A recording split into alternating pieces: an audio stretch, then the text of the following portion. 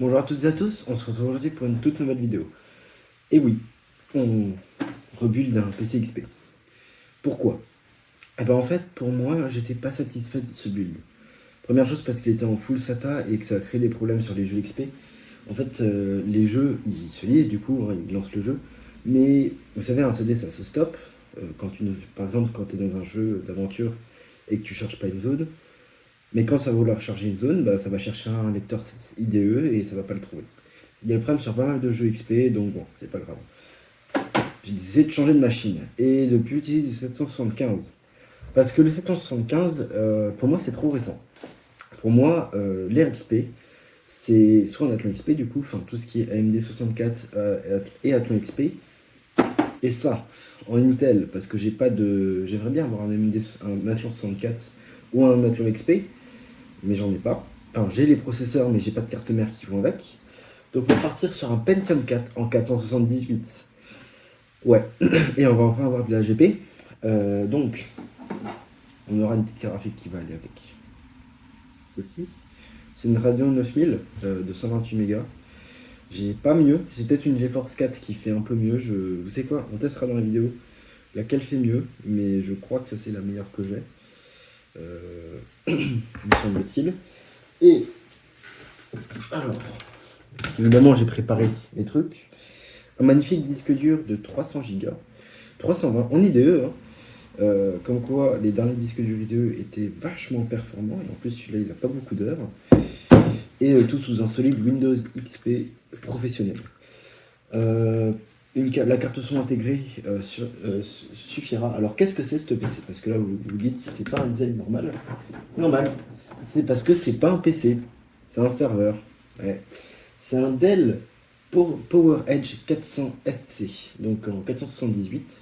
Bon, il y a un trou là parce qu'il y avait un lecteur de bande. Malheureusement, je pourrais pas mettre deux disques durs ni deux lecteurs CD. Pour la simple et bonne raison que la lime qu'elle avait d'origine est morte et que la lime que j'ai mis dedans, parce que vous savez, c'est les trucs où l'arrière de la lime est cloisonné.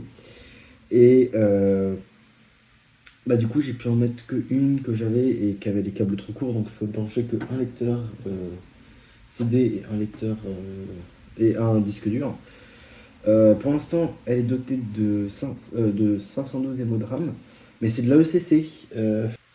Regardez si on peut pas en trouver encore, par exemple sur AliExpress. Si j'en trouve, je regarderai la limite, parce qu'il y a quand même 4 ports de RAM.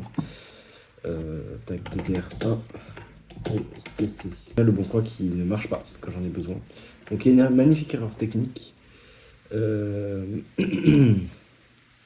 Bref, c'est pas grave. Donc bon, j'essaierai de mettre la DDR1 normale, je le ferai en off, je vous le dirai. Alors de base il y avait un Celeron pour cette machine, mais là c'est un Pentium 4 à 7 fréquences, parce qu'évidemment je prépare bien mes vidéos, donc je connais la fréquence du bordel. Et puis voilà. Je crois qu'il y a attends, je sais même pas s'il y a une carte son intégrée sur ce truc. Oui, il y a une carte son intégrée, mais il n'y a pas de... Il n'y a pas de port joystick. Donc ça serait une carte son Hercule qui est dans le PC 778, 775, le HP. Et apparemment, il y a une carte graphique dedans. Je sais pas du tout ce que c'est. Bon, je vais mettre ça. Alors, il n'y a pas d'USB remplaçable, c'est pas très grave. Parce que de toute façon, l'USB, j'en aurais pas beaucoup besoin. J'en aurais uniquement besoin pour installer Firefox, le navigateur Firefox, et activer Windows XP. Légalement, évidemment. On active toujours son XP légalement. On se retrouve tout de suite pour le montage de la machine, parce que ça se fait pas tout seul. Et alors oui, c'est un truc qui est vachement bien. Alors je en plus d'avance dans la machine, mais c'est un truc qu'on voit pas souvent, enfin qu'on voit pas souvent, c'est que c'est des racks sur cette machine-là, et c'est pas parce que c'est un Power Edge. Tous les Optiplex en Pentium 3 et en Pentium 4 ont des racks comme ça. D'ailleurs, je sais que ça pose pas mal de problèmes et que moi, quand j'avais un Optiplex pareil en Pentium 3 que malheureusement j'ai vendu, je suis trop con parce que je le regrette beaucoup trop. C'est Optiplex, vous savez, tout plat, noir comme ça, en Pentium 3. J'avais des racks comme ça et il y avait plus de disque dur. Du coup, moi j'avais fixé le disque par le dessous avec ces vis là et j'avais mis des rondelles. Enfin, voilà, moi j'avais fait comme ça. C'est très dommage parce que cet Optiplex, je l'aimais beaucoup. Je suis trop con de l'avoir jeté. Enfin, de l'avoir vendu, pardon. Non, j'aurais jamais acheté un truc comme ça. Mais c'était une époque où les machines rétro, ça m'intéressait pas tant que ça. Déjà parce que j'avais pas de machine récente. D'ailleurs, si quelqu'un a un Dell comme ça, en Pentium 3, même en Pentium 4, hein, ça m'intéresserait. Parce que j'adore ces machines-là. Mathis YouTube, et la chaîne d'un ami, je vous la mettrai en fiche là-haut. Il en a un aussi. Et je pense il en dit aussi que du bien, je crois. Donc c'est des machines qui sont très solides dans ces Optiplex-là. Et c'est Power Edge. Je sais pas s'il y avait d'autres machines que Optiplex ou Power Edge. Il y avait sans doute déjà les Inspirons, il me semble. C'est pas ça non, je sais plus ce que c'est la gamme de bureau de workstation de Dell, mais c'était des bonnes machines. Enfin bref, moi je vous laisse. On se reprend dès que la machine est montée et qu'on a celle XP. Bon, petit truc. La Radeon 9000 ne fonctionne pas. Et là, ça marche. Donc, voilà. Bon, alors oui, vous inquiétez pas, je vais dégager ce bordel, mais... Ça y est. Ah oui, ça, on en parlera un jour. Pour ceux qui reconnaissent. Oui, c'est Titanium, mais on n'en parlera pas aujourd'hui. Je vais pas pouvoir vous filmer l'installation parce que je peux pas mettre mon portable sur un putain de trépied, fait chier. Enfin, un trépied à hauteur. Donc bon, à moins que si je vais peut-être trouver une solution, j'ai peut-être une idée. Mais bon, ça va pas être ouf. Il me dit Primary Drive. Attendez, déjà on va faire un petit auto set. Bordel.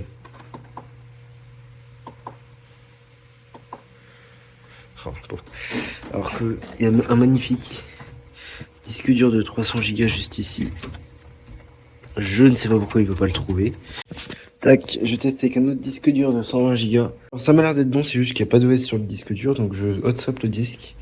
Et elle, il faudra que je regarde pourquoi est-ce qu'elle est morte. Et j'installe tout ça.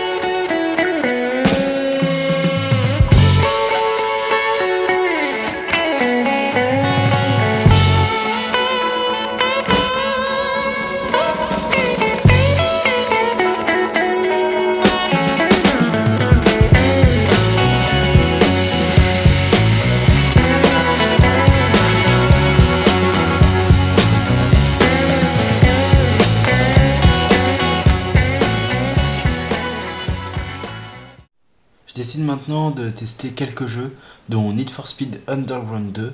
Et à la base, je devais aussi tester Oblivion, mais je ne sais pas pourquoi, sur cette machine, il ne veut pas démarrer.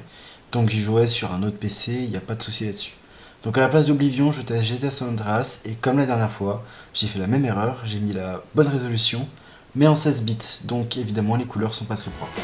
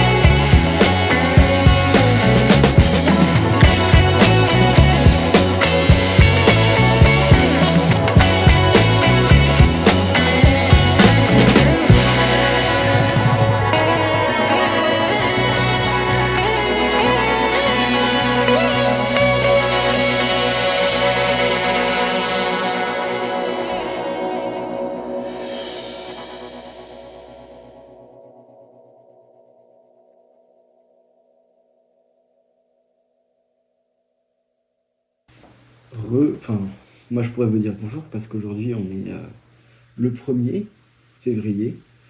Voilà. Donc je vous retrouve pour cette fin de vidéo. Ça fait depuis hier que la vidéo est en montage. J'ai tourné le 30 et j'ai monté donc le 31 et le 1er. Normalement on va sortir ce soir. Voilà. Donc je tenais énormément vous remercier parce que je me suis lancé sur YouTube le 31 janvier 2021. J'aurais beaucoup aimé la sortir hier la vidéo, mais ça aurait fait un montage pas terminé et bâclé. Donc c'est vraiment pas ce que je voulais. Attends que je regarde, mais normalement si je ne me trompe pas, j'ai regardé la dernière fois. 31 janvier 2021. Et voilà. Et on est justement le 30 ou le 31, on a passé les 300 abonnés. Merci à vous. Ça me fait énormément plaisir. La dernière vidéo a fait 200 vues. Ce qui est pas mal, c'est-à-dire que j'ai pas mal de gens qui regardent. Vous êtes vraiment super sympas tous. Vous adorez, enfin, j'ai l'impression que vous aimez ce que je fais. Je mets de plus en plus de temps dans les vidéos. On va bientôt commencer à mettre d'ailleurs du budget dans les vidéos parce que j'ai quelques petits projets qui arrivent. Ça sera plus de l'électronique, notamment avec. Je sais pas si je l'ai là. Bon, je sais pas où est-ce que je l'ai planqué, mais voilà, j'ai acheté un Raspberry Pi Pico pour une prochaine vidéo et surtout pour un prochain projet. Vous verrez ça dans quelques mois, je pense. Je ferai d'autres vidéos entre temps.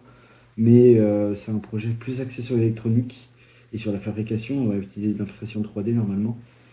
Je pense que ça va vous plaire. J'espère en tout cas parce que moi j'y travaille depuis quand même quelques temps. C'est un projet qui me demande pas mal de temps, de réflexion, etc. Donc voilà, j'espère que tout ça va vous plaire. Merci à tous d'être là. C'est super sympa. Je vais aussi tenter de nouveaux formats, tels que des formats sur l'automobile. C'est quelque chose que j'aime beaucoup, l'automobile, ça fait partie de ma vie. Donc, si vous, ça vous fait plaisir, et bien moi, ça me le fera aussi. Enfin, si vous aimez ce type de format, voilà. Notamment que ça soit autant de l'histoire de l'automobile que de la mécanique pure et dure, parce que maintenant j'ai une voiture. Et d'ailleurs, je tiens à vous le dire, dans 26 jours maintenant, je passe le permis, et depuis que je suis tout petit, je suis passionné d'automobile, et passer le permis, c'est quelque chose que j'attends et qui est pour moi un objectif dans ma vie, qui se concrétise, enfin. Donc pour moi, c'est ça qui est vachement bien. Donc voilà, donc je vous dis merci à tous. J'espère que peut-être qu'un jour j'en vivrai des vidéos à la con que je fais sur internet.